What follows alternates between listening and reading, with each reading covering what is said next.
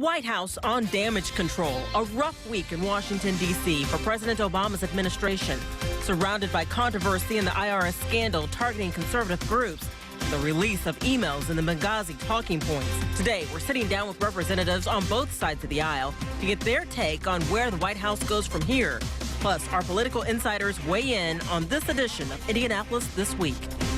From RTV6, Indianapolis This Week.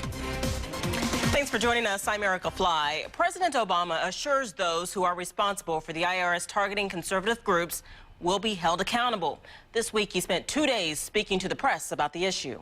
The misconduct that uncovered is inexcusable. It's inexcusable, and Americans are right to be angry about it, and I am angry about it. I will not tolerate this kind of behavior in any agency, but especially in the IRS, given the power that it has and the reach that it has in all of our lives. The president admitted he first learned about the controversy from media reports and says a government watchdog report about the scandal made him angry. The acting commissioner was forced to resign on Wednesday, and on Thursday, the commissioner of the agency's tax-exempt and government entities division announced he would step down next month. The FBI is already launching a criminal investigation, but Republicans are making it clear they're not dropping the issue. Somebody made a decision to do this, and I doubt that it were some low-level employees in the Cincinnati field office. Joining us now are representatives from both sides of the aisle. Indiana Republican Party Chairman Eric Holcomb and Indiana Democratic Party spokeswoman Jennifer Wagner. Thank you both for being here today. Thanks for having us. First off, at the heart of this IRS scandal, where does the fault lie? I'll start with you, Jennifer. Well, I think the fault lies with the IRS, and I want to commend the president for the way he treated the situation. There was quick action taken. I think that hasn't necessarily happened in past administrations, and I think he's doing the right thing. There'll be a full investigation. Questions will be answered, and the people who are accountable will be held accountable. Mr. Holcomb. Well, obviously the buck stops on the president's desk. It is his administration. It is the Obama IRS. And so, as Jennifer said, there are a lot of questions that are being answered right now. What seems to be happening is every day we get new answers, and it's a little bit troubling. Obviously, the American public's been outraged that any one group, regardless of what party you're affiliated with, any one group would be targeted. So we're looking forward, and we have a lot of days ahead of us to get more answers. As far as this specific scandal, is the Obama administration in over its head right now? Jennifer? I don't think so. I mean, you know, the president's had 4.5 years of governing, and he knows how to handle these situations. And I do think this particular issue, and we will have some more answers in the coming days about whether or not it was just conservative groups that were targeted or whether or not it was all of this proliferation of 501c4s. But I think this whole issue of campaign finance merits a 30,000-foot view. Are there too many groups like this? Are these the right ways for these groups to take form? Corporations are now people. We need to have a broader debate about how we fund our elections, and I think perhaps this could be the launching pad for that. Well, it's a huge agency to begin with, and it's only being called to get bigger and bigger and bigger with the Affordable Care Act, or Obamacare as it's called throughout the country. As it comes online, this is the same agency that's supposedly going to handle that new caseload. So Americans have always been skeptical about the IRS, and this just adds fuel to the fire. Do Republicans have a legitimate argument bringing health care into the IRS scandal? Well, absolutely. Anytime any agency has buzzwords that they target certain groups for, when they say, what books are you reading, who are your donors, it's very troubling. And so if you're targeting your opponents, whoever it is, at what level, and we don't know that yet, and that's why these questions are being asked, but ultimately, this president said he was going to be a different administration, he was going to be transparent, he was going to be above this kind of political behavior, and unfortunately, this is what's unraveling in the second term. Is it a legitimate argument, health care? I don't think so. I think you've seen a lot of, like with Speaker Boehner and a lot of talking points that have been thrown around in the last few days. I think, you know, Chairman Holcomb's party needs to be careful about overreaching and drawing conclusions based on one incident and projecting those down the road. Obviously, as ACA comes online, people will be looking at how that's implemented, but I don't think that conflating this issue with that makes any sense. Let's move on to the Benghazi scandal here. The Obama administration just released 100 emails and documents on the Benghazi talking points that have already been reviewed by Congress. Is there anything to uncover in these, do you think, Jennifer? Well, obviously there are still questions to be answered. A diplomat, our members of the armed services lost their lives in Benghazi, and those questions need to be answered. I think the documents that have been released, I think the State Department and the White House are being cooperative in all of these investigations. And I think, I was talking to my husband last night about this, and he brought up the comparison to 1983 and the Beirut embassy bombing, and whether or not, there was this outcry among Democrats to blame President Reagan at the time for that, and there wasn't. And I think this investigation gives us a new look into the new politics of accusatory, everybody's covering something up, who knew what when really we ought to be just looking to get to the bottom of this and mourning the loss of our diplomats and our Marines. What more do Republicans want from the White House on Benghazi? Well, they want and deserve, as does the American public, first and foremost, answers to these questions. Why was Special Forces told to stand down? Why was security not beefed up in a time on this specific date when there was concern from the ambassador, et cetera, the officials there? This is unlike actually any other. An ambassador lost his life along with 3 other Americans. And could it have been prevented? And most importantly, as Jennifer alluded to, how are we going to prevent it in the future? And when the story continues to change, and this is what's resonating with the American public, when the stories continue to change, talking points, we're both in the business of talking points, and when talking points evolve and change over time before they get to the American public, that adds to the skepticism, or at worst, people become very cynical about their government.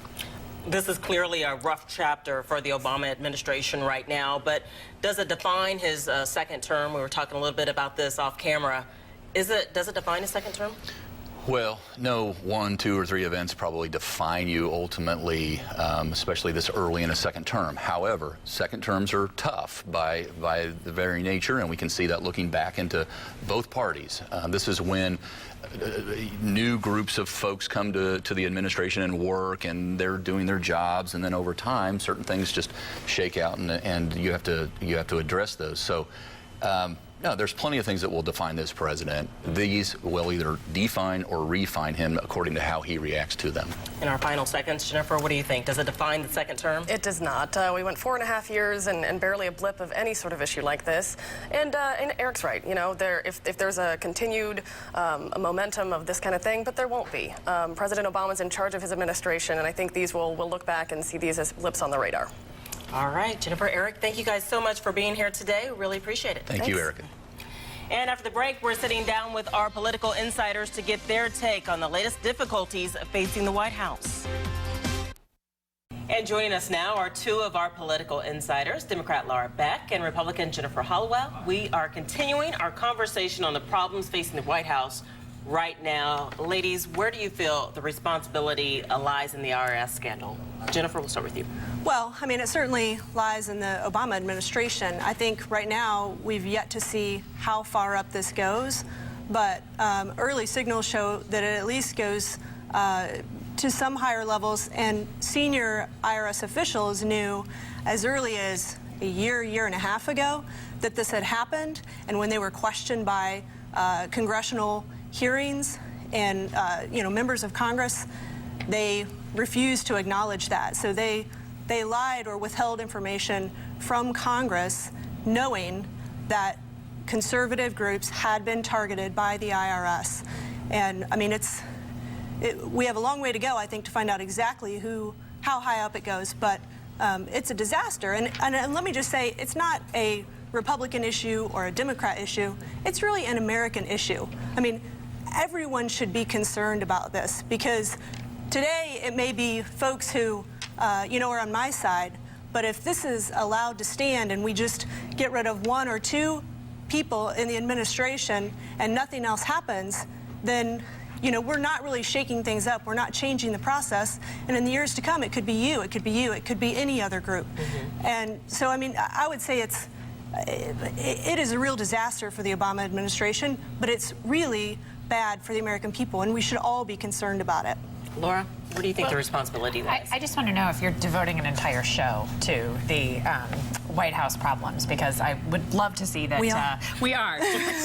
Well, I think it's also, too, I like to always preface this with the fact that when our last Republican president, President Bush, brought us to war on false pretenses and lied to the American public. So I think that Republicans are so salivating over this week because this is clearly for them a political issue. And I think that President Obama has made it very clear that there has been zero involvement of people in the White House. He's going to do a full investigation. Oh, wait a minute. He's going to do a full investigation. And the other thing, though, is he's taking responsibility for it. And he stood up. He said, I'm taking responsibility for this. And he's fired the person who was the acting commissioner. And they're moving on down the line to try and figure out what happened. And I think that this is a good opportunity for them to do so. The Obama administration has been relatively, quote unquote, scandal-free. And so the fact that the Republicans are just so jumping on this is just a sign of the distraction that they want to make it. It's kind of like the whole Benghazi thing that they've gone on to. You know, it's just this huge distraction that they try and make of it. And are people back home really following this? They're really concerned about their health care. They're concerned about their jobs. They're concerned about how their families are going to make ends meet. And so I really think that some of these cases, they can be manufactured crises as well. The a couple two points I have to say. Go ahead. I have to say, Laura hopes that people aren't following it, but I think that they are. And the more we find out, the more they will. And truly, that's why I'm saying, no, that's why I'm saying every American should care. This isn't just about Tea Party groups. This is about a federal agency targeting, harassing people. But her earlier comment is also inaccurate about President Obama. When he was asked by the press yesterday, multiple times, if officials in the White House knew, if people in the White House knew, he refused to answer that question. And so this is... But I think this issue, though, is, I think the other part of the issue, too, is that I'm not saying that Americans should not care. I think anytime you have issues that occur with the federal government that affect people's lives, you do need to look at them and you do need to investigate them in a bipartisan way. And I think this White House is definitely going to do this. And I think that we just have to realize that this is a second term, and second terms of any administrations, whether at the state level, the local level, the federal level, you don't always have the quickest response that you're going to have in the first term. And I think that in some ways with the Obama White House and how they responded to this last week, it was probably not in a Robert Gibbs fashion, his former press secretary, who would have been out there attack dogging it. So I do think, though, that we have to always remember that Washington is a political town, and the Republicans are going to try and make political hay out of it. Some are using the term Nixonian to describe it. Is that fair? No. No? No, I don't think. I think you have to dig pretty deep to find Nixonian language. I don't know if you agree with that, but you're probably not. You're probably going to say it is Nixonian, but I think you have to dig pretty deep to find something that's Nixonian. You think so? I'm not concerned about putting labels on it, but I do want to say, Laura just said this is a second term. Interesting point. This occurred during the first term. The questions were raised during the first term. Top IRS officials knew that this targeting and harassment was going on during the first term in 2011 during a presidential campaign. When they were asked by members of Congress, they did not disclose that information. They avoided it or they lied. This is something that they've known since 2011. But some of the groups we're talking about, though, too, are funded by these very large umbrella organizations and are almost shadow organizations. So I'm not defending what they did, but I'm also saying they may just be trying to see if these groups who don't want to pay taxes really are paying taxes. A lot of the groups we're talking about have budgets of like a couple $1,000s that they get in $5 contributions. That are funded by the We're Koch going to leave brothers. it right there, ladies. Thank you so much for a very spirited discussion As always, today. thank you. Thanks for being here. And you can stay up to date on political news anytime by following our insiders, Laura, Jennifer, Kip, and Abdul on our Capitol Watch blog. You can find the link on our webpage, theindychannel.com. Indianapolis This Week continues after the break. It is bump day at the Motor Speedway today, and we are just 1 week away from seeing the full field lined up on the Yard of Bricks, hearing Jim Neighbors sing Back Home Again and listening to those three famous words, start your engines. If you're going to the race, there is going to be something in your hand that will be unique this year. For the first time in history of the race, the 500 program features actual competitors. Usually it's just a picture of the cars, the track, or a logo. But it will feature the 3 four-time winners and the 4 living 3-time winners, an exclusive gathering where Three's company. Dario's Day a year ago, a testament to the power of 3. And when it was all said and done in Victory Lane, he had visits by 3 other 3-time champs, Elio Castroneves, Bobby Unser, and Johnny Rutherford. Right after we won, the first people I saw were, I think Elliot was one of the first,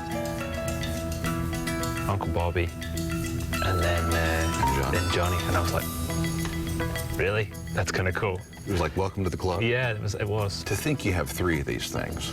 I'm proud of it. Yeah.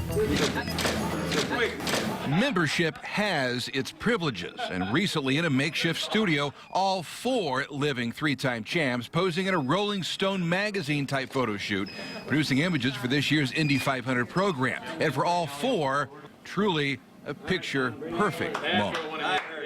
Good job. How cool to hang out with a group of 3-time champions like yourself here. I was just looking around, I'm like, wow, I'm being part of this amazing group, you know. Rubbing elbows there, you know. This is big-time stuff. That's very, it's very cool. The only thing now that concerned Bobby Unser and I is that they get a chance to go for 4 and join AJ and Al and Rick. All 3-time winners? I think they ought to all retire and go home. Wait, you're saying the 4-time club's got enough guys in it already? Is that Too many. Too many. Too many. How many too many? 3 too many? 3 too many. Should be only 1. That should have been me, Dave.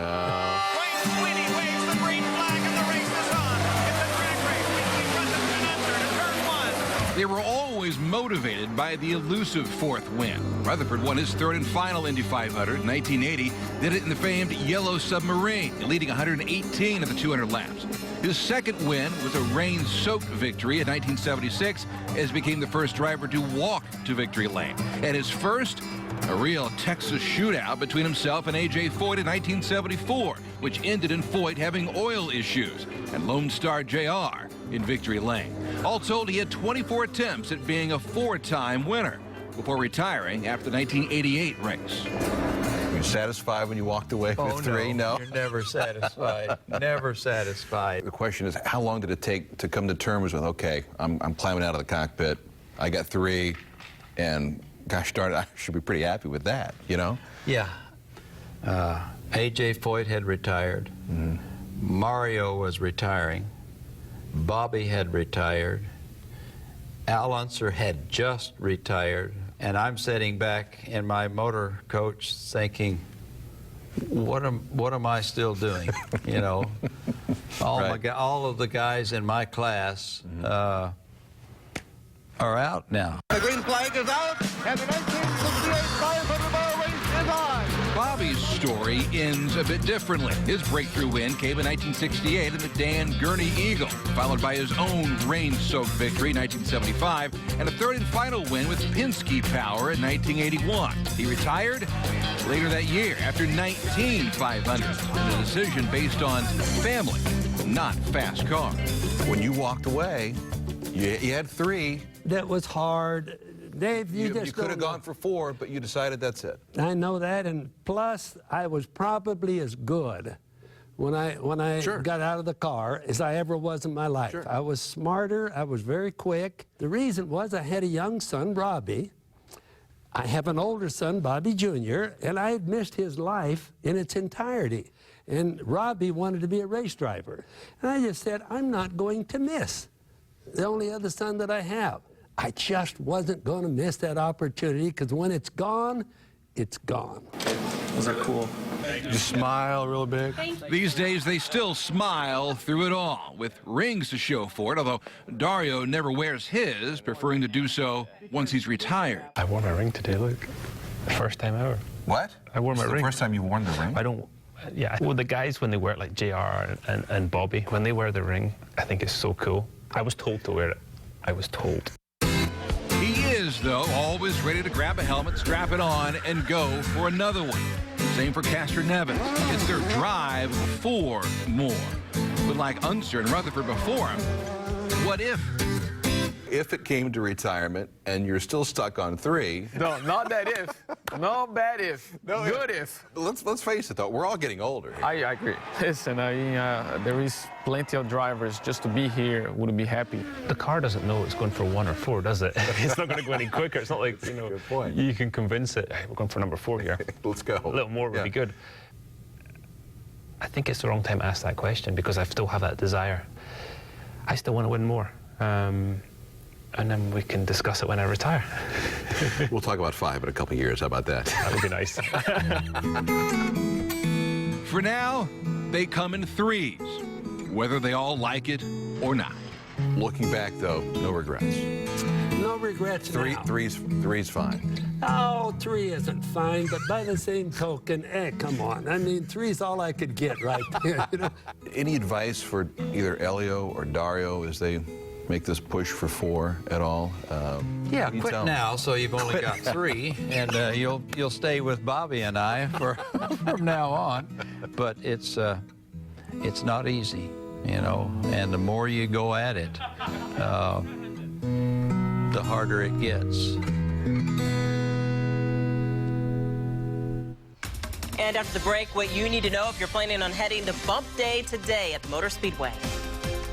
It is Bump Day at the Indianapolis Motor Speedway. The public gates are open from now until 6 p.m., and the cars will take the track in half an hour, running from 11 to 5 today. Admission into the Speedway today for adults is $15. Kids 12 and under are free. That wraps up this edition of Indianapolis This Week. We are taking next week off because it will be race day, and we'll be having breakfast at the Brickyard. Be sure to join us for everything you need on race day. Extensive coverage from the pits to the tailgating. Breakfast at the Brickyard begins at 5 a.m. on Sunday, runs till noon. Thank you for joining us. I'm Erica Fly. Have a great day.